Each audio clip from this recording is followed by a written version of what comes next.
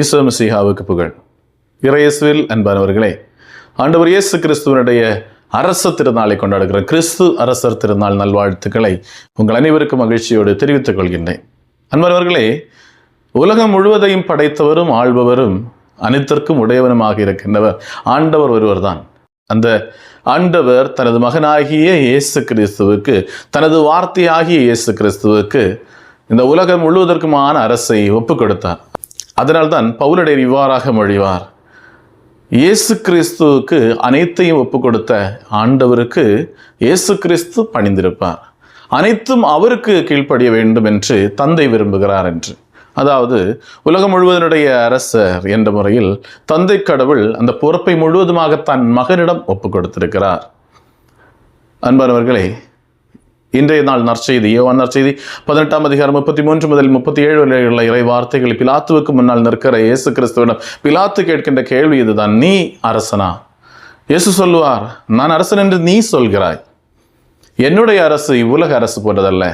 அதன் மூலமாக இயேசு கிறிஸ்துவும் வெளிப்படுத்துகிறார்: நான் ஒரு அரசன் தான், ஆனால் இந்த உலகத்தினுடைய பொறுப்பின்படியாக, உலக பார்வையின்படியான ஒரு அரசன் அல்ல, மாறாக இந்த உலகத்திற்கு அப்பாற்பட்டவன். அதாவது உலகை முழுவதும் படைத்தவரும் காப்பவரும் வழி நடத்துவரும் அதை அழிவுக்கு உட்படுத்துவரும் என்ற நிலையில் நான் ஒரு அரசனாக இருக்கிறேன் என்று ஆண்டவர் சொல்லுகிறார். எவ்வாறு ஆண்டவர் அரசராகிறார் என்று கேட்டால், தொடக்க நூலிலேயே நாம் காண்கிறோம். உலகின் படைப்பு நாம் காண்கிறோம். படைப்பின் போது தந்தை கடவுளுடைய வாயிலிருந்து வருகின்ற வார்த்தை உலகை படைக்கிறது. இந்த வார்த்தையாகின்ற இயேசு கிறிஸ்து படைத்தவர் என்ற முறையில் அரசு ஆள்கிறார். அன்பானவர்களே, உலகை முழுவதையும் படைத்தவரும் காப்பவரும் வழிநடத்துவோராகின்ற ஆண்டவர் ஆட்சி புரிகிறார். அதனால்தான் எபிரேயருக்கு எழுதப்பட்ட திருமுகம் 13ஆம் அதிகாரம் 8ஆம் வசனத்தில் பவுலடியார் சொல்லுவார்: இயேசு கிறிஸ்து நேற்றும் இன்றும் என்றும் மாறாதவர். அவர் என்றுமே மாறாதவராக நிலைத்திருந்து ஆட்சி புரிகின்றவராக இருக்கிறார். நிலைத்திருந்து ஆட்சி புரிகின்றவர். அன்பர்களே, சில வேளைகளில் நாம் நினைக்கலாம், இது என்னுடைய வீடு, இது என்னுடையது, இது என்னுடையது, நான் இதற்கு அதிகாரியாக இருக்கிறேன், என்னுடைய அதிகாரத்திற்கு உட்பட்டது இவையெல்லாம் என்று சிந்திக்கிற வேளைகளில், சில வேளைகளில் அன்பானவர்களே, நாம் மறந்து போகின்றது, இதெல்லாம் தந்த ஆண்டவர் ஒரு நிமிடத்தில் இவற்றை திரும்ப எடுத்துவிட வல்லவராக இருக்கிறார் என்பதை மறந்து போய் கொண்டிருக்கிறோம். பல வேளைகளில் நாம் அனைவருமே மறந்து போய் கொண்டிருக்கிற ஒரு உண்மை இதுதான்: இதெல்லாம் எனக்கு தந்தவர் அவர். ஒருவனை பிச்சைக்காரனாக, ஒருவனை பெரிய குபேரனாக படைத்தவர் அவர்தான். அதனால்தான் விடுதலை பயணம் நூல் 4ஆம் அதிகாரம் 11ஆம் இறை வார்த்தையில் வாசிக்கின்றோம். மோசையோடு ஆண்டவர் சொல்றார்: நீ இஸ்ரேல் மக்களை விடுவிப்பதற்காக எகிப்திற்கு செல் என்று சொல்கிற போது, நீ இஸ்ரேல் மக்களை விடுவிப்பதற்காக எகிப்திற்கு செல்ல வேண்டும், பார்வோனிடம் பேச வேண்டும், என்னுடைய மக்களை மீட்டுக் கொண்டு வர வேண்டும் என்று மோசையோடு ஆண்டவர் கூறுகிற போது, மோசை சொல்லுகின்ற வார்த்தை: நான் திக்குடையவன். அப்போது ஆண்டவர் அவரோடு பேசுகின்ற வார்த்தை 4ஆம் அதிகாரம் 11ஆம் வார்த்தையில் இவ்வாறாக வாசிக்கிறோம்: மனிதனுக்கு வாயை ஏற்படுத்தியவர் யார்? அவனை ஊமையாக அல்லது செவிடாக அல்லது பார்வையுடையவனாக அல்லது பார்வையற்றவனாக வைப்பவர் யார்? ஆண்டவராகிய நான் தான். உன்னை பிச்சைக்காரனாக, உன்னை கையுடையவனாக, உன்னை காலுடையவனாக, உன்னை அரசனாக, உன்னை புகழுடையவனாக, உன்னை செல்வந்தனாக உருவாக்கியவர் யார் என்று கேட்டால் அவர் ஆண்டவர் ஒருவர் தான். அந்த விடுதலை பயணம் 4:11 இவை அனைத்தையும் நம்மால் புரிந்து கொள்ள முடியும். எல்லாம் அவருக்கு உட்பட்டது, எல்லாம் அவருடைய ஆட்சிக்குட்பட்டது. அவர்தான் உலகத்தில் ஒவ்வொரு பகுதியையும் ஆள்வதற்காக ஒவ்வொருத்தரையும் ஏற்படுத்தி இருக்கிறார்.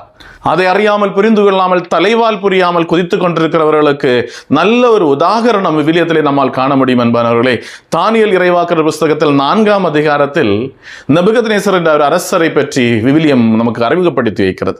நெபுகத்நேசர் அரசர் ஒரு கனவு காண்கிறார். அந்த கனவை பற்றி தானியேலுடைய எடுத்துரைத்து இதனுடைய பொருள் என்ன என்று கேட்கிற போது 25ஆம் வசனத்தில் தானியேல் நெபுகத்நேசரை பார்த்து சொல்வார்: அரசரே, நீர் இந்த உலகத்தினுடைய பெரிய அரசராக திகழ்ந்து கொண்டிருக்கிறீர். ஆனால் இந்த கனவினுடைய அடிப்படையில் நீர் அகங்காரத்தால் நான் தான் இவ்வுலகத்தை கட்டி ஆள்கிறேன் என்று நினைக்க தொடங்குகிறார். அந்த நிமிடத்தில் 7 ஆண்டு நீ மாடை போல புல்லை தின்று பனியிலும் மழையிலும் வயல்வெளியில் விழுந்து படுத்து கிடப்பா என்று 7 ஆண்டுகள் கடந்து செல்கிற போது நீ அறிவுத்துறையுடையவனாக மாறுகிற போது உனக்கு இந்த அரசு திரும்ப கிடைக்கும் என்று தானியேல் இறைவாக்கினர் வழியாக மொழிகிற ஆண்டவர். அந்த நேரத்தில் 25ஆம் வசனத்தில் இவ்வாறாக தானியேல் வழியாக ஆண்டவர் சொல்கிறார்: உன்னதரே இந்த உலகத்தை ஆள்கிறார் என்பதை நீர் புரிந்து கொள்ளும் வரையில் 7 ஆண்டுகள் கடந்து செல்லும் என்று. மேலும் 35ஆம் வசனத்தை வாசிக்கிற போது, இந்த 7 ஆண்டுகளுக்கு பின்னர் நபுகத்நேசர் வானத்தை அண்ணாந்து பார்ப்பதாகவும், அதே வேளையில் உன்னதரான கடவுள் ஒருவரே இந்த உலகத்தை ஆள்கிறார் என்று அவர் உணர்ந்து கொண்ட போது திரும்ப அவரது அரசுரிமை அவருக்கு கொடுக்கப்படுகிறதாக வாசிக்கிறோம். அன்பானவர்களே, ஏன் இந்த நிகழ்வு விவிலியத்தில் எடுத்துரைக்கப்பட்டிருக்கிறது என்று கேட்டால், இந்த உலகை முழுவதையும் படைத்தவர், உலகினுடைய வீடுகளை கட்டி எழுப்பியவர், உலகத்தில் உங்களுக்கு பதவிகளை தந்தவர், உலகத்தில் உங்களுக்கு வாழ்க்கையை அமைத்து தந்தவர், உங்களுக்கு திருமணத்தை ஏற்படுத்தி தந்தவர், உங்களுக்கு பிள்ளை பெயரை தந்தவர், உங்களது வாழ்வுக்கு தேவையான எல்லா சுக சௌகரியங்களையும் தந்தவர் யார் என்று கேட்டால் அவர் ஆண்டவர் ஒருவர் மட்டும்தான். நீ உனது உழைப்பினால் உருவாக்கியவை அல்ல. உன்னையும் என்னையும் விட அதிகமாக உழைக்கின்றவர் ஏராளம் பேர் இருக்கலாம். ஆனால் அவருடைய உழைப்புக்கேற்ற ஊதியம் என்பது மிகவும் அற்பமானதாக சில வேளைகளில் காணப்படுகிறது. காரணம் என்ன? பல வேளைகளில் நீயும் நானும் உழைக்காமல் அதிகமாக செல்வம் ஈட்டுகின்றவர்களாக அல்லது ஆடம்பரத்தில் வாழ்கின்றவர்களாக வாழ்ந்து கொண்டிருக்கிறோமே. காரணம் என்ன? அனைத்தையும் ஆண்டவர் நமக்கு அனுமதித்து தந்ததால் தான் நாம் வாழ்ந்து கொண்டிருக்கிறோம். அனைத்தையும் ஆண்டவர் அவர்களுக்கு மறுத்ததால் தான் அவர்களுக்கு கிடைக்காமல் போய்கொண்டிருக்கிறது. ஆகையால் ஆண்டவருக்கு ஒரு நொடிப்பொழுதில் பிச்சைக்காரனை பணக்காரனாக்கவும் முடியும், பணக்காரனை பிச்சைக்காரனாக்கவும் முடியும். நாம் வாசிக்கிறோம், விவிலியத்திலே தாவீது அரசரை போல மிகப்பெரிய அரசர் இல்லை. தாவீது அரசருடைய வாழ்க்கையில் மிகவும் கேவலமான ஒரு சம்பவம் நிகழ்கிறது. அவரது மகனான அப்சலோமே அவரது ஆட்சி உரிமையை கைப்பற்றி கொண்டு அவரை கொலை செய்ய முயற்சிக்கிற போது தாவீது அரசர் வழிப்போக்கனை போல நாடு விட்டு ஓடி அலைந்து திரிகின்றதை நாம் விவிலியத்திலே வாசிக்கிறோம். அன்பானவர்களே, 2 சாமுவேல் 16ஆம் அதிகாரத்தில் நாம் தெளிவாக வாசிக்கிறோம். அவரை பின்தொடர்ந்து பலரும் பழி கூறுவதை காண்கிறோம். புகழப்பட வேண்டிய ஒரு அரசன் பழிப்புக்குரியவனாக மாறி இருக்கின்றதை நம்மால் காண முடியும். அதற்கு காரணம் தாவீது அரசர் செய்த ஒரு தவறு. கடவுளுடைய முன்னிலையில் இருந்து கடவுளை மறைத்து வைத்துவிட்டு கடவுள் பார்க்க மாட்டார் என்று நினைத்துக் கொண்டு அவர் செய்த தவறுக்கு அவருக்கு கிடைத்த தண்டனை. அன்பானவர்களே, ஆகையால் நமது வாழ்க்கையில் இன்று ஆண்டவர் இயேசு கிறிஸ்துவினுடைய அரசு திருநாளை கொண்டாடுகிற இந்த வேளையிலே நாம் அறிந்து கொள்ள வேண்டியதும் புரிந்து கொள்ள வேண்டியதும் நாம் நமது வாழ்க்கையில் நினைத்து பார்க்க வேண்டியதும் அல்லது கடைபிடிக்க வேண்டியதுமான முக்கியமான நிகழ்வு எது என்று கேட்டால், எனக்கு ஒரு கடவுள் இருக்கிறார். நான் அதிகாரம் படைத்தவனாக இருக்கலாம், பெரிய கலெக்டராக இருக்கலாம், பெரிய மந்திரியாக இருக்கலாம், முதலமைச்சராக இருக்கலாம், பிரதமராக இருக்கலாம், ஆளுநராக இருக்கலாம், அல்லது குடியரசுத் தலைவராகவே இருக்கலாம். எனக்கு இதை தந்தவர் எனக்கு ஆண்டவர், உன்னதரான கடவுள். அவர் ஒருவர் தான் உலகை ஆள்கிறவர். அந்த ஆள்கிறவருடைய குரலை கேட்டு நீர் படைத்தது என்று சொல்லாமல், நீர் தந்தது என்று சொல்லாமல், உமக்குரியது என்று ஒப்பு கொடுக்காமல், என்னுடையது எனக்குரியது நான் கட்டி எழுப்பினது என்னுடையது என்று நினைத்துக் கொண்டு வாழ்கிற போது இந்த நெபுகத்நேசர் அரசருக்கு வந்த நிலைமை நமக்கு வருவதற்கு அதிக நேரம் ஒன்றும் இல்லை என்பதை உணர்ந்து கொள்வோம். இந்த தாவீது அரசருக்கு வந்த நிலைமை அதிக நேரம் இல்லாமல் நமக்கும் வந்து சேரும் என்பது நம்ம புரிந்து கொள்ள வேண்டும். என்பானவர்களே, இனி உலகனுடைய வரலாற்றை நாம் வாசிக்கிற போது பெரிய பெரிய பதவிகளில் இருந்தவர்கள், உலகம் முழுவதற்குமே பெரிய பதவிகளை, உலகத்தினுடைய அதிகாரத்தை கொண்டிருந்த பல தலைவர்களும் இல்லாமற் போனதை நம்மால் காண முடிகிறது. அவர்களை வெறுத்து ஒதுக்குகின்ற பல தலைமுறைகளும் உருவானதை நம்மால் காண முடியும். உலகத்தினுடைய தலைவர்களாக இருந்தவர்கள் இல்லாமல் போனதை நம்மால் காண முடிகிறது.